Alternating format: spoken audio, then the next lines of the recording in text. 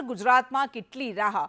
આજે આપણે ત્રણ અલગ અલગ મુદ્દા પર વાત કરીશું કે શા માટે ઉત્તર ગુજરાતમાં વરસાદ આટલી બધી રાહ જોવડાઈ રહ્યો છે કે જેના કારણે ખેડૂતો ચિંતામાં મુકાઈ ગયા છે। બીજા મુદ્દા પર વાત કરીશું કે પોતાને જનસેવક કહેતા નેતાઓ અને અધિકારીઓ શા માટે જનતાના જ ખભે ચડી જાય છે અને ત્રીજા મુદ્દા પર આપણે વાત કરીશું કે જીવ લઈ જાય છે તો પણ આ ડોલરિયો મોં છૂટતો કેમ નથી।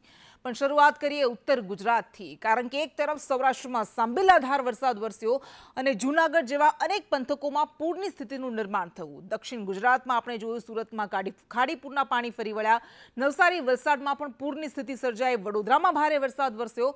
પરંતુ ઉત્તર ગુજરાત ચોમાસાની શરૂઆતથી વરસાદની વાટ જોઈને બેઠું છે અને પણ તેમ છતાં પણ અહીંયા વરસાદ વરસતો નથી। અહીંયા પ્રાર્થનાઓ થઈ રહી છે, દુઆઓ થઈ રહી છે, હવન થઈ રહ્યા છે, વરુણદેવને રીઝવવા માટે શું નથી કરવામાં આવતું, પરંતુ તેમ છતાં જાણે કે વરસાદ જીદે ચડ્યો હોય તેમ ઉત્તર ગુજરાતને નથી ગમરોતો બાકાત રાખી રહ્યો છે। દરરોજ આગાહી કરવામાં આવે છે પરંતુ તેમ છતાં ઉત્તર ગુજરાતમાં વરસાદ વરસતો નથી અને પરિણામે મોટા પાયે ઘટ વર્તાઈ રહી છે। સૌથી પહેલા એ દ્રશ્યો આપણે બતાવીશું બનાસકાંઠાના કે જ્યાં વરુણદેવને રીઝવવા માટે પ્રાર્થનાઓ કરવામાં આવી રહી છે। જો કે આ પહેલી વખત નથી, અરવલ્લી મહીસાગરમાં પણ આવા દ્રશ્યો આપણે પહેલા જોઈ ચૂક્યા છીએ કે કેવી રીતે બાળકો પણ આ પ્રાર્થનામાં જોડાયા હતા અને વરસાદ હવે વરસે તે માટે આ જાણે કે રીતસરની આજીજી કરવામાં આવી રહી છે। તો બાજુમાં એ પણ આપણે બતાવી રહ્યા છે કે ઉત્તર ગુજરાતના કયા જિલ્લામાં કેટલો વરસાદ વરસી રહ્યો છે। મોટા પાયે ઘટ વર્તાઈ રહી છે અને ખેડૂતોના કપાળે અત્યારે આ ચિંતાના વાદળ ઘમરાઈ ગયા છે, કારણ કે વાદળો વરસતા નથી,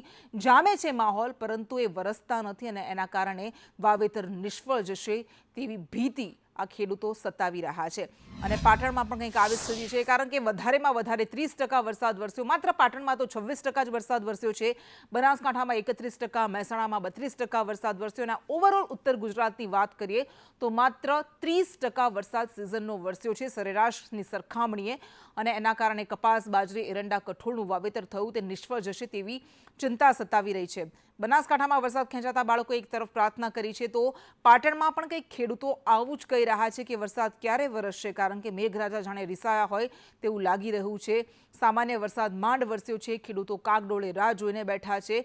અહીંયા 210 મિલીમીટર વરસાદની જરૂરિયાત છે, જ્યારે વરસ્યો છે માત્ર 158 મિલીમીટર। વરસાદ જો 5-10 દિવસમાં વરસાદ ના થાય તો આ 1400ના ભાવના બીજવારા વાવેલા જાર અને 600 રૂપિયાના ભાવના અડદ વાવેલા, જો વરસાદ ના થાય 5 દિવસમાં તો ખેડૂતનું કાંઈ રહે એમ નથી, ખેડૂત ભિખારી થઈ જાય એમ છે 5 દિવસમાં વરસાદ ના થાય તો।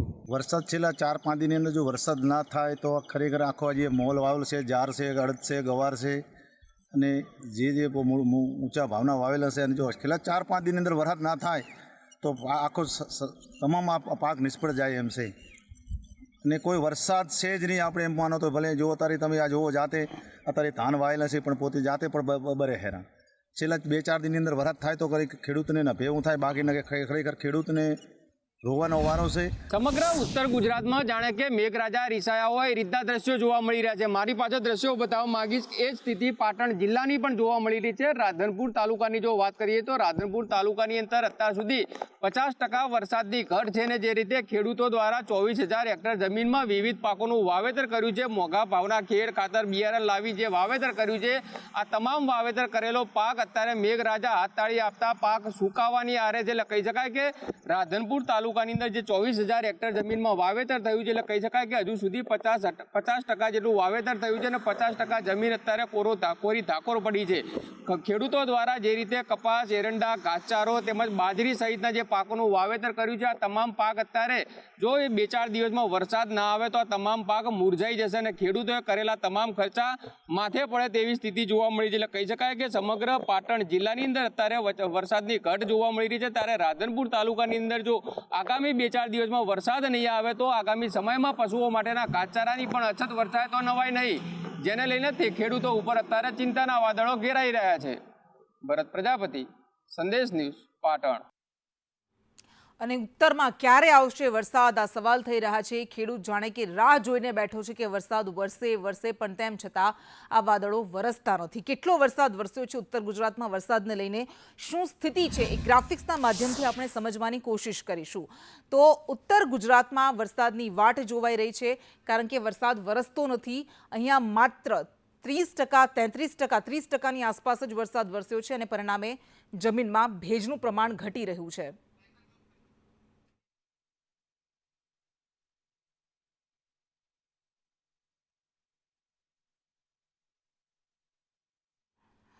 અને આ વરસાદની રાહમાં એક તરફ ખેડૂતો અટવાઈ રહ્યા છે, બાળકો પ્રાર્થના કરી રહ્યા છે. કેવી રીતે વરસાદ વરસે તેના માટે શું શું રસ્તા નથી અપનાવવામાં આવી રહ્યા, બધું જ થઈ શકે એટલું થઈ રહ્યું છે. પરંતુ તેમ છતાં ઇન્દ્રદેવ જાણે કે નારાજ થઈને જીદે ચડ્યા હોય તેવી આ હાલત છે. પ્રાર્થના દુઆ અને તેમ છતાં પણ વરસાદ જીદે ચડ્યો છે. વરસાદ વરસતો નથી. સાબરકાંઠામાં 33% વરસાદ વરસ્યો છે, ગાંધીનગરમાં માત્ર 31% વરસાદ વરસ્યો છે અને ઓવરઓલ 30%ની આસપાસ વરસાદ, 30 ઇંચની આસપાસ વરસાદ વરસવો જોઈએની જગ્યાએ માત્ર 8.5 ઇંચ વરસાદ વરસ્યો છે અને અરવલ્લીમાં સૌથી ઓછો 24% વરસાદ અત્યાર સુધીમાં ખાબક્યો છે. એટલે મોટા પાયે વરસાદની ઘટ વર્તાઈ રહી છે. પાટણમાં પણ ઓછો વરસાદ 28%, બનાસકાંઠામાં 31% વરસાદ વરસ્યો છે અને મહેસાણામાં માત્ર 32% વરસાદ વરસ્યો છે. રાધનપુર તાલુકાની પણ આપણે વાત કરીએ તો અહીં 24,000 હેક્ટર જમીનમાં ખેડૂતોએ પાકનું વાવેતર કર્યું છે. કપાસ, બાજરી, એરંડા, કઠોળ, પશુઓ માટેના ઘાસચારાનું વાવેતર કર્યું. પરંતુ મેઘરાજા હાથતાળી આપી રહ્યા છે અને ઉત્તર ગુજરાતમાં અત્યાર સુધી માત્ર 30% વરસાદ વરસ્યો છે. એટલે મોટા પાયે અહીંયા વરસાદની ઘટ વર્તાઈ રહી છે. 30 ઇંચની આસપાસ વરસાદ વરસવો જોઈએ. જૂન બાદ જુલાઈ મહિનો પણ અહીંયા કોરો ધાકોર રહ્યો છે. જૂન બાદ જુલાઈ મહિનામાં પણ વરસાદ નથી વરસ્યો. એવી આશા હતી કે જુલાઈમાં વરસાદ વરસશે, પરંતુ એ હાથ તાળીને આપીને ગયો. સરેરાશ 8.5 ઇંચ એટલે કે 30% જ વરસાદ નોંધાયો છે. અહીંયા 32 થી 33%ની આસપાસ અત્યાર સુધીમાં વરસાદ વરસી જતો હોય છે, પરંતુ 30 ઇંચની સામે માત્ર 8 જ ઇંચ વરસાદ ખાબક્યો છે અને એના કારણે ખેડૂતોમાં ચિંતા છે.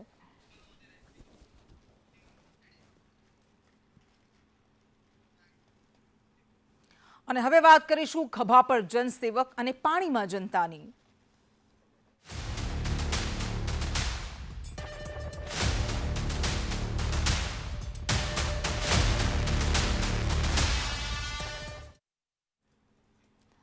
અમે તો તમારી સેવા કરવા માટે આવ્યા છીએ. અમને વોટ આપો, તમારી સેવા કરીશું, તમારું જીવન કેવી રીતે સરળ બની શકે એ જ માત્ર અમારા જીવનનું લક્ષ્ય છે, અમારો હેતુ છે. આવા શબ્દો તમને દરેક ચૂંટણીના ભાષણોમાં અને પ્રચારમાં સંભળાતા હશે.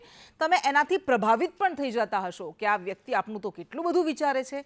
પરંતુ જ્યારે આ વ્યક્તિ આ વાસ્તવમાં એને સત્તા મળે અને જ્યારે એને ખરેખર એ અધિકાર આપવામાં આવે કે તમારું કલ્યાણ કરી શકે, ત્યારે કરે છે શું એ આજે આપને બતાવવું છે. કારણ કે હવે આ રાજાશાહી નથી, આ લોકશાહી છે.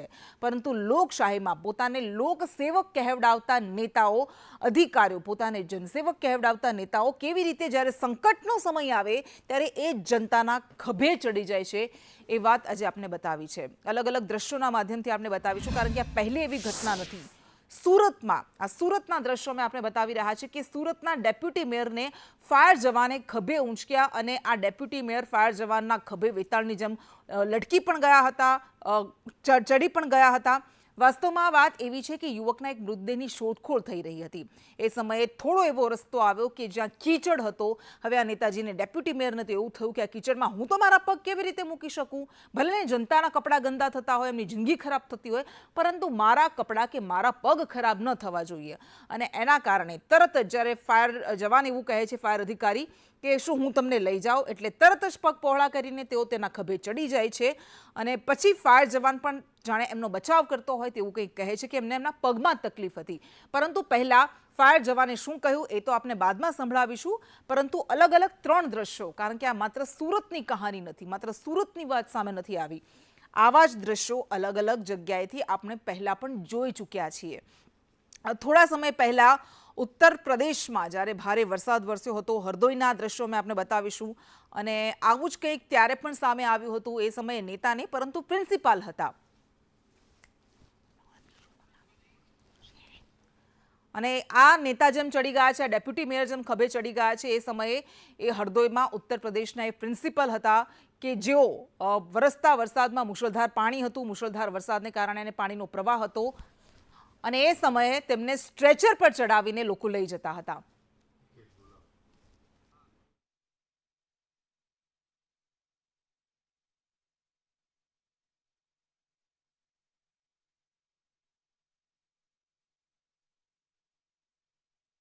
અમે બતાવી રહ્યા છીએ કે ડેપ્યુટી મેયર જ્યાં જગ્યા પર કાદવ વધુ હતો, પગ લપસી ન જાય તે માટે તેમને ખભે બેસાડવામાં આવ્યા. તો બીજી બાજુ આ 13 જુલાઈના દ્રશ્યો છે. હરદોઈના મેડિકલ કોલેજના પ્રિન્સિપાલ હતા. ભલે લોકો એ જ પાણીમાંથી એક ઢીંચણસમા પાણીમાંથી પસાર થઈ રહ્યા છે, પરંતુ પ્રિન્સિપાલને એવું થયું કે હું તો કંઈક વિશેષ છું, હું કંઈક ખાસ છું, હું બધા કરતાં અલગ છું, હું બધા કરતાં મોટો છું. એવા ગુમાનમાં રાચતા પ્રિન્સિપલને આવી રીતે સ્ટ્રેચર પર બેસાડીને ત્યાંનો સ્ટાફ લઈ જતો હતો. એટલે નેતા જેવી જ માનસિકતા પ્રિન્સિપાલની પણ સામે આવી હતી.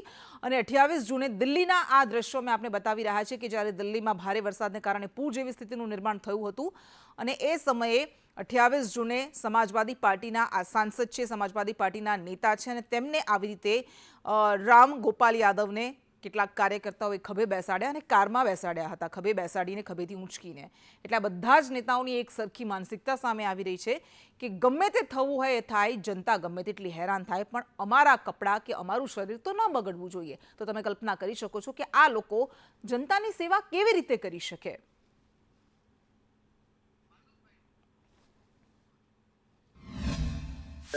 પગનો પ્રોબ્લેમ હતો અને થોડો કાદવ કીચડ હતો, એટલે કદાચ વધારે નુકસાન થાય એ રીતે એ બેસી ગયેલા હતા અને થોડો ખાલી 2 થી 3 ફૂટ એમના ઉપર મૂકી દીધા હતા.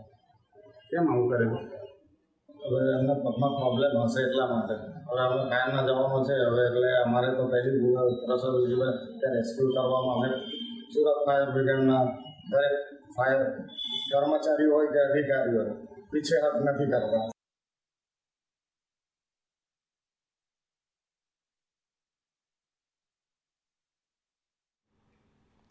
એટલે ફાયર જવાન ભલે પોતાના સાહેબનો બચાવ કરી રહ્યો હોય, પરંતુ એ સ્વાભાવિક છે અને આપણે સમજી શકીએ છીએ કે કારણ કે તેમને એવો ડર હોય છે, કાં તો તેમને એવી ભાવના હોય છે કે આ સાહેબ કંઈક આપણા કરતાં ઊંચા છે, કંઈક આપણા કરતાં મોટા છે, એટલે એમની સેવા તો થવી જોઈએ, ભલે એ જનતાની સેવા કરે કે ન કરે.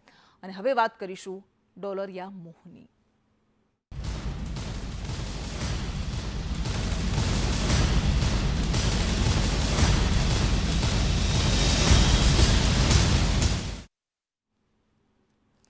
તમને 2 વર્ષ પહેલાનો એ ડીંગુચાનો પરિવાર યાદ હશે કે જેઓ અમેરિકાની ઘૂસણખોરીના પ્રયાસમાં બરફમાં થીજી ગયા હતા. માઇનસ તાપમાનમાં આખો પરિવાર, નાના નાના એ બાળકો હતા, પતિ પત્ની હતા. ગમે તેમ કરીને તેમને મેક્સિકોમાંથી અમેરિકા જવું હતું, કેનેડા બોર્ડરથી તેઓ અમેરિકા જતા હતા અને એ સમયે એ બરફમાં થીજી ગયા હતા અને મળ્યા હતા ચારેયના મૃતદેહ. ત્યારબાદ બીજો એક કિસ્સો આવા જ પરિવારનો સામે આવ્યો હતો કે જેઓ અમેરિકામાં ઘૂસણખોરી કરી રહ્યા હતા નદીના માધ્યમથી, અને એ સમયે બોટ ડૂબી ગઈ હતી અને તેઓ મૃત્યુ પામ્યા હતા. આખો પરિવાર, 2 બાળકો હતા અને માતા પિતા હતા. ફરી એક વખત અમેરિકામાં મોટા પાયે મેક્સિકોથી ઘૂસણખોરી થઈ રહી છે, ત્યારે 150 કરતાં વધારે ગુજરાતીઓ ઝડપાયા છે. મેક્સિકો બોર્ડરથી અમેરિકામાં તેઓ ઘૂસણખોરીનો પ્રયાસ કરી રહ્યા હતા અને એ સમયે તેમને ઝડપવામાં આવ્યા છે અને હવે તેમને ભારતમાં ડિપોર્ટ કરવામાં આવશે. પરંતુ મોટી વાત એ છે કે ઝડપાયેલા મોટા ભાગના યુવાનો ઉત્તર ગુજરાતના છે. આપણને ખબર છે કે ચરોતરમાં અને મહેસાણામાં ખાસ કરીને અમેરિકા માટે, વિદેશ માટે કેટલો મોટો મોહ હોય છે. જીવના જોખમે પણ તેમને વિદેશ જવું છે અને કંઈક આના કારણે જ આવા પરિણામો સામે આવે છે. મેક્સિકોમાં પહેલાં ઘૂસણખોરી કરવામાં આવી, ત્યારબાદ તેઓ અમેરિકામાં ઘૂસણખોરી કરી રહ્યા હતા, કારણ કે હજારો લોકો ઘૂસણખોરી કરી રહ્યા છે અને એમાં ભારતીયો પણ સામેલ છે.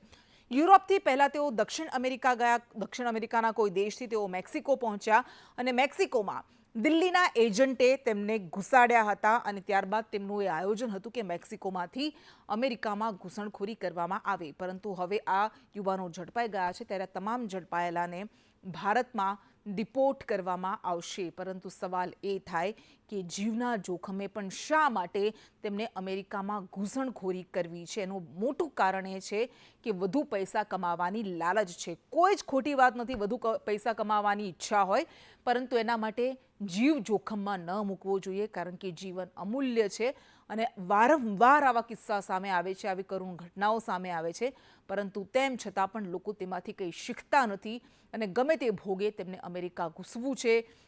આ 150 યુવાનો તો ઝડપાયા છે અને એમને રિપોર્ટ કરાશે, પરંતુ એવા અનેક પરિવારો છે કે જેમણે આવા ઘૂસણખોરીના પ્રયાસમાં પોતાના જીવ ગુમાવ્યા છે.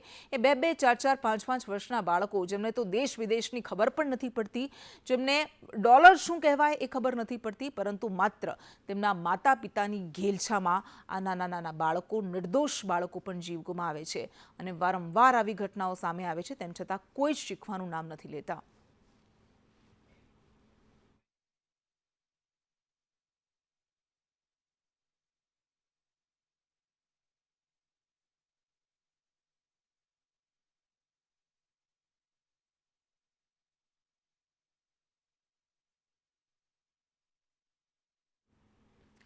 અને આપણે આશા રાખીએ કે આટલી બધી ઘટનાઓ આવી ઘટનાઓ સામે આવે છે અને હવે લોકો સુધરે તેમાંથી કંઈક શીખે. અને હવે સમાચારમાં આપણે વાત કરીશું. શરૂઆત આપણે કરી હતી કે ઉત્તર ગુજરાતમાં કેવી રીતે મોટા પાયે વરસાદની ઘટ છે, પરંતુ કેટલાક એવા જિલ્લા સૌરાષ્ટ્રના કે જ્યાં વરસાદે રીતસરની તબાહી સર્જી છે. અને આવો જ એક જિલ્લો છે દેવભૂમિ દ્વારકા, કૃષ્ણનગરી. એમાં પણ કલ્યાણપુર તાલુકાના ખેડૂતોની હાલત અત્યંત દયનીય થઈ ગઈ છે. પાછલા એક અઠવાડિયામાં કલ્યાણપુર તાલુકામાં 50 ઇંચથી પણ વધારે વરસાદ ખાબક્યો અને તેના કારણે તાલુકામાં મગફળીના પાકને વ્યાપક નુકસાન થયાનું ખેડૂતો જણાવી રહ્યા છે. ભારે વરસાદથી સ્થાનિક નદીઓના પાણી ખેતરોમાંથી વહેતા થયા હતા, જેથી ખેતરોની જમીનનું પુષ્કળ પ્રમાણમાં ધોવાણ થયું છે. તો કેટલાક ખેતરોમાં તો ખેડૂતોનો ઊભો પાક સંપૂર્ણપણે નષ્ટ થઈ ગયો છે. પાનેલી, ટંકારિયા, દેવળિયા, સૂર્યાવદર, રાવલ સહિતના ગ્રામ્ય ખેડૂતોને હવે રોવાનો વારો આવ્યો છે. કે છેલ્લા અઠવાડિયા 10 દિનની અંદર કલ્યાણપુર તાલુકાની અંદર દેવભૂમિ દ્વારકાની અંદર ઓછામાં ઓછો 35થી 40 ઇંચ વરસાદ પડ્યો છે. આ આફત તો કુદરતી છે, પણ આ વરસાદને કારણે અમારા જે ખેડૂતનું ખેતર છે ધોવાઈ ગયા છે અને પાક સંપૂર્ણ નિષ્ફળ ગયો છે. આમાં બધેમાંથી પાણી ગયા છે, અઠવાડિયુંથી પાણી જાય છે. તો સરકારને મારી પાસે એવી માંગ છે કે તાત્કાલિક સર્વે કરાવે અને ખેડૂતને સહાય આપે, એવી મારી માંગ છે. અને સરકારને વિનંતી એવી છે કે 10 દિવસથી આ 50 ઇંચ વરસાદ પડ્યો અને ખેડૂતને કોઈ નુકસાનીનો કોઈ પાર નથી, બરાબર. તો એમનું સર્વે કરી અને એમને વળતર ચૂકવવા માંગ. બીજું મારું એ કહેવાનું છે કે જે સરકારે પાક વીમા બંધ કર્યા, એમને શું કારણથી બંધ કર્યા? ખેડૂતને આજે જો કંઈક પાક વીમા હોત તો કંઈક આધાર મળત, બરાબર છે. તો સરકારે અમારે એટલી બધી રજૂઆત ન કરવી પડે. અમે અમારા આધાર ઉપર નિર્ભર, પણ અત્યારે પાક વીમા બંધ કરી દીધા. ટોટલી વસ્તુના બધામાં વીમા પ્રીમિયમ છે, તો ખેડૂત માટે શું કામ પાક વીમા બંધ કરીએ એમ. અને આવું જ કંઈક નુકસાન ઉપલેટાના ખેડૂતોને પણ થયું છે. ભારે વરસાદને કારણે જમીનો અને પાકને નુકસાન થયું છે. જિલ્લા કલેક્ટરે આ તમામ વિસ્તારની મુલાકાત લીધી. ખેતીવાડી વિભાગ, આરએનબી વિભાગ દ્વારા સર્વે કરવામાં આવ્યો. લાઠ, ભીમોરા, તલગાણા સર્વેની કામગીરી કરવામાં આવી. તો કુંઢેત, સમઢિયાળા સહિતના ગામડાઓમાં પણ સર્વે કરાયો. જે લોકોના ખેતરોમાં અને ઘરમાં નુકસાન થયું છે તેમનો સર્વે કરાયો છે અને સરકારની ગાઈડલાઈન મુજબ તેમને સહાય આપવામાં આવશે. જે ત્યાં સર્વેની કામગીરી ચાલુમાં છે. હું પણ જિલ્લા વિકાસ અધિકારી સાથે જે રાજકોટનો છેલ્લો ગામ છે ભીમોરા, લાઠ, એ આખી પટ્ટીનું અમે લોકોએ સર્વે કરેલો. જે સર્વેની કામગીરી ચાલતી હતી એની જાત ચકાસણી કરી. એમાં ઘરવખરી જે સહાય છે એનો સર્વે 3 ગામોમાં ચાલે છે. આ સિવાય RNB panchayat, RNB state, national highway પણ પોતપોતાની સડકોમાં જેટલું નુકસાન થયું છે એનું આકલન કરી રહ્યા છે. ખેડૂતો માટે જે પાક ધોવાણની જે વાત છે એનો પણ ખેતીવાડી વિભાગ દ્વારા સર્વે કરવામાં આવી રહ્યું છે. સર્વે આમ એક અઠવાડિયામાં પૂર્ણ થઈ જાય એવું છે, પરંતુ આપ સૌ જાણો છો કે હજી પણ વરસાદ ચાલુ છે. તો જેમ થોડું સનલાઇટ આવશે આપણે 2-3 દિવસમાં આ કામગીરી પૂર્ણ કરી શકીએ એમ છીએ.